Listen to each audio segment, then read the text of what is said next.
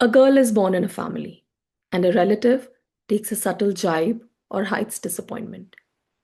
Sometimes they force a smile, and at other times, there's consolation like, it's okay, next time. So, there's a profound idea by the great scholar Sri Ram Chandra Shukla that literature is a mirror reflecting the collective mindset of people. As the societal temperaments shift over time, so do the stories we tell, and that's what we call the history of literature. For me, diving into literature has always been a search for home, of understanding where we come from and what shapes our thinking even today. And when we talk about Indian heritage, one text that inevitably comes up is the Bhagavad Gita. Because here's the contradiction: we still live in a largely patriarchal society. Things are changing, yes, but slowly. Even today, there are people around us who try to define what women should or shouldn't do. They try to use words like culture, morality, or parampara as shackles. We all know that. Sometimes it's subtle, sometimes it's direct, but it's always there. Now look at the Bhagavad Gita. In chapter 10, verse 34, Lord Krishna describes divine qualities, and he refers to seven actually to be precise, feminine expressions of these qualities.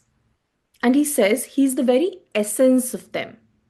And I'll list the qualities here. So, first is Kirti, which is fame and glory.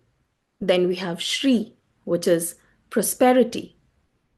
Then there's Vak, which is the power of speech and eloquence.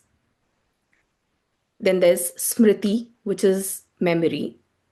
There's Medha, which is intelligence. Sixth is Dhriti, which is endurance. And then lastly, we have Kshama, which is forgiveness.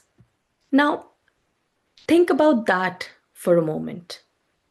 These aren't minor traits, these are powerful foundational qualities, and they are being associated by none other than Sri Krishna with the feminine, even at the level of the divine.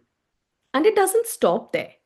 In the Rig Veda, Mandala 10, there's a hymn attributed to Sachi Polami, she's the wife of Lord Indra, where she expresses strength, authority, and self worth. She challenges the idea that women were always seen as passive.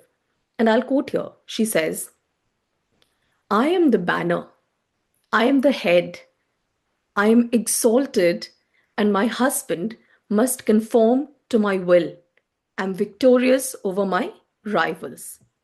Now, of course, the verse reflects its time. She even refers to co wives, but the message is still very clear: a voice of confidence, authority, and self worth.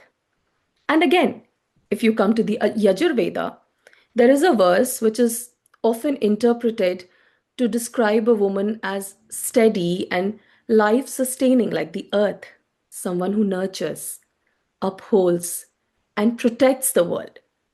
So, on one hand, we have everyday attitudes that try to limit women, and on the other hand, we have foundational texts that recognize feminine qualities as powerful, even sacred. So, there's a contradiction here that is hard to ignore. Maybe the issue isn't the culture itself, but how selectively we understand and interpret it.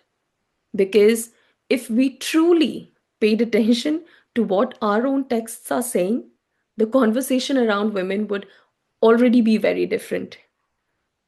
So, next time, when somebody uses tradition to limit someone else, it might be worth asking, whose version of tradition are we actually following?